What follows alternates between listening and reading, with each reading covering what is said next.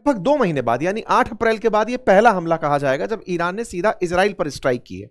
तो ईरान पर इजराइल की जो स्ट्राइक है, इस स्ट्राइक के मायने क्या है? दूसरा, क्या इजराइल अब ईरान के ऊपर वैसे ही हमला करेगा? मैं पहले ही बता देता हूं, कर चुका है, वापस गेम शुरू हो चुका है। तो अमेरिका क्या कर रहा है?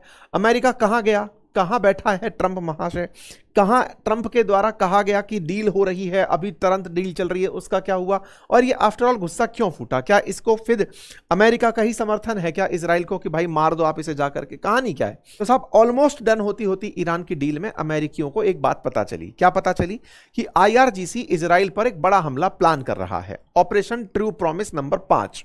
इस बार के प्रॉमिस का नाम था 5वां प्रॉमिस बार, कि साहब हम इस बार बड़ा हमला करने जा रहे हैं। अमेरिका के द्वारा जेरूशलम को पूरी तरह से सूचित कर दिया गया था कि भाई ईरान वाले आप पर हमला प्लान कर रहे हैं। यहां पर security alert US embassy Jerusalem बता रहा है, ऐसे ही यहां पर जॉर्डन वाला बता रहा है। अमेरिका ने अपने सिविलियंस को, जो रहने वाले लोग हैं इन क्षेत्रों में, इन्फॉर्म कर दिया था कि ईरान आपके ऊपर हमला करने वाला है। यानी कि यह खबर पहले से ही थी कि ईरान हमला करेगा। अब इतना कैलकुलेटेड तरीके से हमला कैसे हो गया, अब हम उस तक चलते हैं। कुछ ये वीडियोस आप देख रहे हैं जिसमें ईरानियन मिसाइल्स जो हैं वो इजराइल पर चलती हुई दिखाई दे रही हैं। ये मिसाइलों का जखीरा आप आते हुए गिर रहे हैं, बाकायदा Islamic Republic of Iran broadcasting द्वारा इनको शेयर किया जा रहा है। इजरायली डिफेंस फोर्सेस ने खुद आज सुबह बताया कि आईडीएफ ने मिसाइलों को अपनी तरफ आते हुए पहचान लिया है और अपनी तरफ से जो उनका डिफेंसिव सिस्टम है वो इन्हें इंटरसेप्ट कर रहा है और रोकता चला जा रहा है। चूंकि यह घटना 8 अप्रैल के बाद की है, यानी 8 अप्रैल को सीज फायर हुआ था, तो यह 2 महीने बाद शुरू हुई जंग के रूप में इसे देखा जा रहा है। इजराइल के अंदर जबरदस्त तरीके से रेड अलर्ट, हाई अलर्ट जारी कर दिया गया कि भाई अब अपने ऊपर हमले हो रहे हैं तो हमें सतर्क रहने की आवश्यकता है। लेकिन इसी बीच में जब ये मिसाइल चल रही थी तो ईरान से कुछ ऐसी तस्वीरें आ रही थी। इन तस्वीरों को अगर आप देखें तो सीन्स फ्रॉम कर्ण शाह, ये ईरान के अंदर वेस्ट में जगह है जहां पर ऊपर से मिसाइलें जा रही हैं हमले के लिए और नीचे लोग डांस कर रहे हैं। और ये डांस बाकायदा इस बात के लिए कर रहे हैं कि हम डरते नहीं हैं, हम खुले में हैं। इजराइलियों पर मिसाइल चलाई जाती है तो वो जाकर के छुप जाते हैं शेल्टर्स में, ईरानियंस मिसाइल चलाते हैं तो उसका जश्न मनाते हैं। यहां पर ये वीडियोस हैं, आप यहां पर देख सकते हैं किस प्रकार से। साथ में ऐसे वीडियोस भी निकल कर आए, आरटी ने पोस्ट किया जिसमें यह बताया कि इजराइल के ऊपर जब ये जाकर गिर रहे थे तो कोई डिफेंस सिस्टम बोले काम नहीं कर पा रहा था। ये मिसाइलें जाती हुई, तेजी से जाती हुई, इंटरसेप्ट बिना हुए इजराइल में नुकसान पहुंचाती हुई दिखाई दे रही हैं। इजराइल के एयरपोर्ट्स पर भी सायरन सुने जाने की आवाजें बताई गई, तमाम प्रकार की घटनाएं आती गई। इजरायली डिफेंस फोर्स ने अपनी तरफ से यही जानकारी दी कि साहब हमारे ऊपर हमला हुआ है और ये ईरान की तरफ से हमारे ऊपर हुआ है। इसके जवाब में इजराइल ने भी ईरान के ऊपर जवाबी कार्रवाई शुरू कर दी, जिसमें तेहरान, तबरीज और इस्फहान में कई विस्फोट दर्ज किए गए। ये उनकी तरफ से तस्वीरें हैं कि इजराइल ने भी ईरान पर हमले कर दिए। कुल मिलाकर के वापस से वॉर शुरू होने के दृश्य आपके सामने आ चुके हैं। दोनों तरफ के टारगेट्स हो रहे हैं, इधर से उधर, उधर से इधर। ये तस्वीरें आपके सामने हैं। इस बीच में इजराइल और अमेरिका क्या कर रहे थे? क्या अमेरिका साथ में था? तो खबर यह है कि अमेरिका ने जहां एक और इन्हें बता दिया था कि आप पर हमला होगा, दूसरी तरफ अमेरिका भी फिर से इजराइल का सपोर्ट कर रहा था।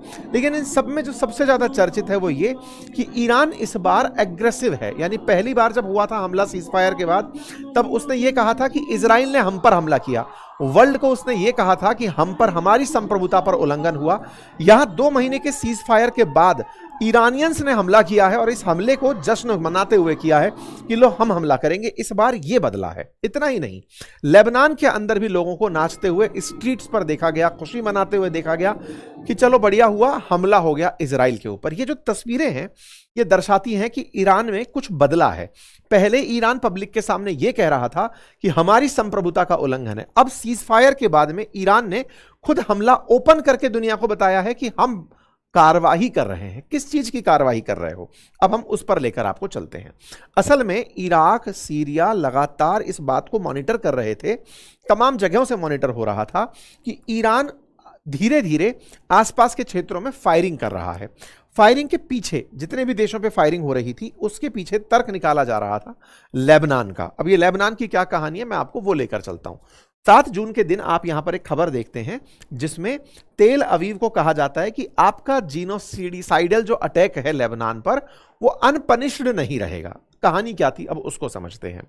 असल में जब 8 अप्रैल को सीज फायर हुआ था ना, तब 10 मांगों में ईरान ने यह कहा था कि लेबनान पर आप हमला नहीं करोगे। किससे कहा था? इजराइल से कहा था।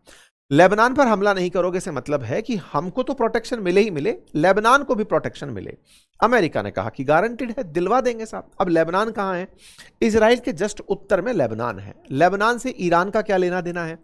ईरान का जो शिया समूह है वो यहाँ के हिजबुल्लाह समूह को समर्थन देता है। हिजबुल्लाह अमेरिका, इजराइल, इनकी समय नज़र में एक आतंकी समूह है।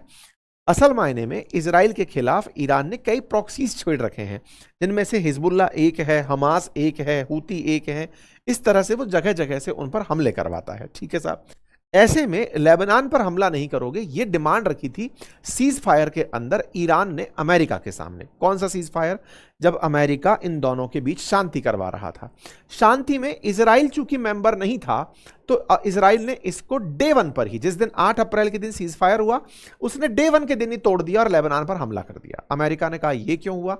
तो उसका जवाब था कि लेबनान पर सीज फायर की बात हुई नहीं थी। इस बात को ईरान ने उस समय पर भी नोटिस करवाया अमेरिका को कि इजराइल आपकी नहीं सुन रहा है, लेकिन इसे किसी भी प्रकार से कंसीडर नहीं किया गया। बस यहां से रार होना शुरू हुआ। ट्रंप का सीज फायर तो हुआ, लेकिन इजराइल को साथ ना लेने पर इजराइल ने लेबनान पर हमले शुरू रखे। आपको जानकर आश्चर्य होगा कि इजराइल के द्वारा किए गए लेबनान पर हमलों में 8 अप्रैल से लेकर अब तक 2 महीने में 3,500 लोगों की जान चली गई है। 3500 से अधिक लोगों की जान चली गई। इस तरह की मीडिया रिपोर्ट्स आज भी उपलब्ध हैं। 8 अप्रैल को सीज फायर हुआ है, सेम डे इजराइल ने लेबनान में 250 लोगों की किलिंग हुई है। लेबनान के अंदर 250 लोग मारे गए हैं। यहां पर जो न्यूज आप देख रहे हैं, यूएन तक में ये न्यूज उठी है, चर्चा में गई है। यूएस प्रेसिडेंट ने ट्रंप ने इजराइल से कहा कि आप लोग ये लड़ाई ना करें, हमने ईरान के साथ सीज फायर किया है।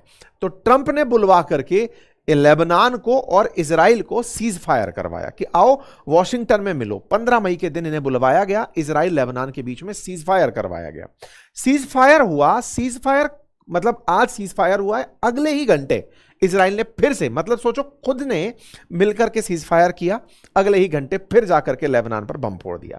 यानी कि इस पूरे दौर में 3600 लोगों का मारा जाना लेबनान में रिपोर्ट हुआ। वहीं इजराइल ने 31 सैनिक अपने खोए हैं बदले की कार्रवाई में। इस बात पर नाराज होकर ट्रंप ने बहुत भला बुरा नेतन्याहू से कहा कि तुमको जब मैंने कह रखा है तो तुम ये सब हरकतें क्यों कर रहे हो? लेकिन इजराइल नहीं माना। इससे परेशान हुए ईरान ने अपनी तरफ से सीज फायर तोड़ने का कह दिया कि भैया मैं सीज फायर नहीं रख रहा। 4 जून के दिन ईरान ने कुवैत पर हमला कर दिया। इस पर हमने आपको सेशन भी किया था, जिसमें एक भारतीय नागरिक की मौत हुई थी। ईरान ने इस बात को अमेरिका को संदेश में भिजवाया कि चूंकि सीज फायर की शर्तें नहीं मानी जा रही तो हम भी नहीं मानेंगे। तो साहब इजराइल पर इस बात का बदला लिया जाएगा कि उसने लेबनान पर हमला किया। ये असल मायने में वही हो रहा है। तो ईरान ने जो ये अब हमले किए हैं ना इजराइल पर, ये उसी प्लानिंग का हिस्सा है। अब सवाल ये है कि दुनिया की इस पर क्या प्रतिक्रिया रहेगी। ईरान ने अपनी तरफ से प्रतिक्रिया क्या दी कि अगर इजराइल ने हमला किया तो क्या होगा। तो देखो साहब, ईरान ने तो अपनी तरफ से साफ कहा कि अगर हम पर आपने दोबारा हमला किया तो हम दोबारा हमला करेंगे। लेकिन वर्ल्ड की प्रतिक्रिया क्या होगी? कोई प्रतिक्रिया नहीं। पूछो क्यों? कारण यह है कि दुनिया को ईरान इजराइल युद्ध से फर्क ही नहीं पड़ रहा, क्योंकि सीज फायर के बावजूद भी स्ट्रेट ऑफ हॉर्मुज बंद था। 2 महीने से जब स्ट्रेट ऑफ हॉर्मुज पर कुछ हो नहीं रहा तो लोगों को इस युद्ध से असर भी पड़ना बंद हो गया है कि जब हॉर्मुज बंद ही है तो इससे ज्यादा और क्या बंद हो जाएगा। यहां से आगे जब युद्ध के आगे आप बढ़ोगे तो क्या ही बिगाड़ लोगे। तो ये वो वाली स्थिति है कि लड़ते रहो, अब मरना ही है। तो ऐसे में यहां से आगे युद्ध दुनिया पर असर डालना बंद कर चुका है। अब ये एक घटना है, जैसे रशिया यूक्रेन आपस में लड़ रहे हैं, हाँ जी लड़ ही रहे हैं। जैसे इजराइल लेबनान के अंदर हमले हो रहे हैं, हाँ जी हो ही रहे हैं। ये बिल्कुल वैसी स्थिति फिर से बन करके आ गई है। तो दुनिया इसके ऊपर अपनी तरफ से कोई खासा रिएक्ट नहीं कर रही है। ठीक है, बोले साहब हो गया, हमला हो गया तो हो गया। यहां पर यही न्यूज है सब तरफ से।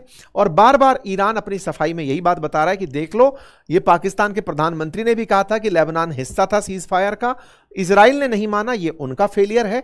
और हम दुनिया वालों को यह बताना चाहते हैं कि लेबनान पर हमला होगा तो हम इजराइल के साथ युद्ध करेंगे। तो कुल मिलाकर साहब ये हुआ।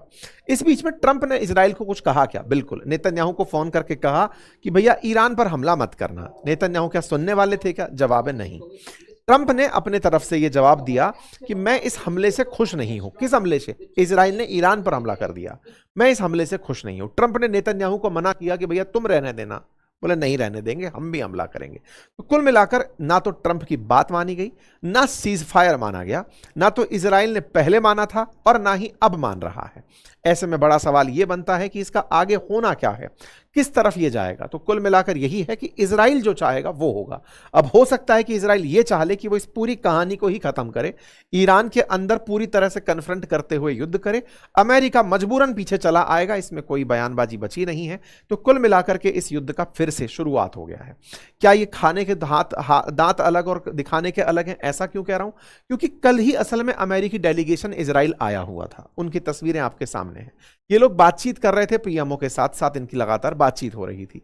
ऐसे में अमेरिका भले ही संयम बरतने की बात करता हो, लेकिन इजराइल के साथ वेल कोऑर्डिनेटेड चल रहा है। इजराइल ने इस पूरी कहानी में एक और खुलासा हुआ, और वो ये था कि इस पूरे युद्ध के दौर में इजराइल ने अजरबैजान के साथ भी अपने कनेक्ट्स बना लिए थे। कौन अजरबैजान?